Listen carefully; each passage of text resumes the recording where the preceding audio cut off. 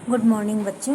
आज मैं आप लोगों को हिंदी दर्शिका में क्लास 12 पहला चैप्टर भोजशोदार्यम यानी राजा भोज की उदारता का वर्णन इसमें किया गया है। उसके क्वेश्चन आंसर आज मैं बताऊंगी। इसमें जो वेरी वेरी इंपॉर्टेंट क्वेश्चन है सिर्फ उतना ही मैं कराऊंगी, बाकी नहीं कराऊंगी, जो एग्ज़ाम में आने की पूरी संभावना है। ठीक है, तो पहला चैप्टर का पहला क्वेश्चन है, द्वारपाल भोजम किम कथयत। द्वारपाल ने राजा भोज से क्या कहा? तो द्वारपाल भोजम अकथयत देव कौपिनावशेषु विद्वान द्वारि वर्तते। द्वारपाल ने राजा भोज से कहा, हे राजन या देव, लंगोटी पहने हुए कोई विद्वान हमारे दरवाजे पे खड़ा है।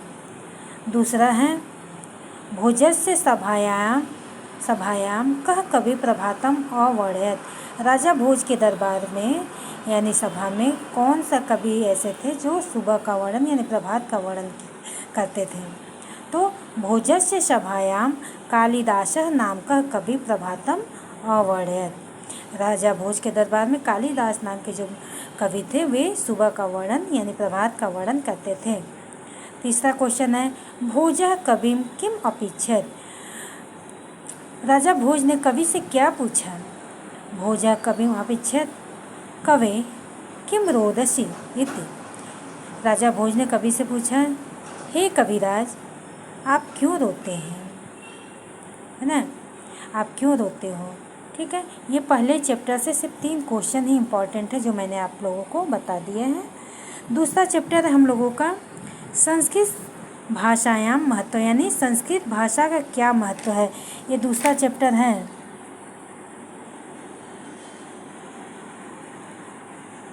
पार्ट 2। ठीक है, संस्कृत भाषायाम महत्तम। पहला क्वेश्चन इसमें का है, वेरी वेरी इंपॉर्टेंट, ध्यान दीजिएगा क्लास 12 वाले।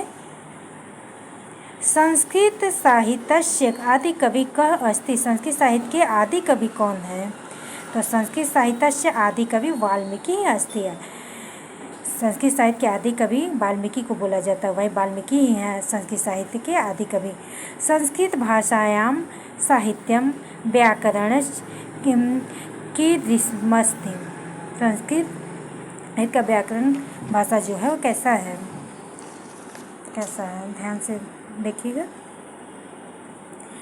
संस्कृत भाषायाम साहित्यम, संस्कृत भाषा का जो साहित्य है सरसम व्याकरणस्य सुनिश्चितम अस्ति, है ना।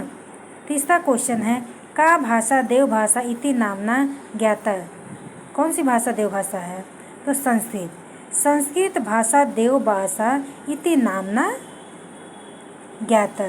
संस्कृत भाषा को देव भाषा के नाम से जाना जाता है। वेरी वेरी इंपॉर्टेंट क्वेश्चन है।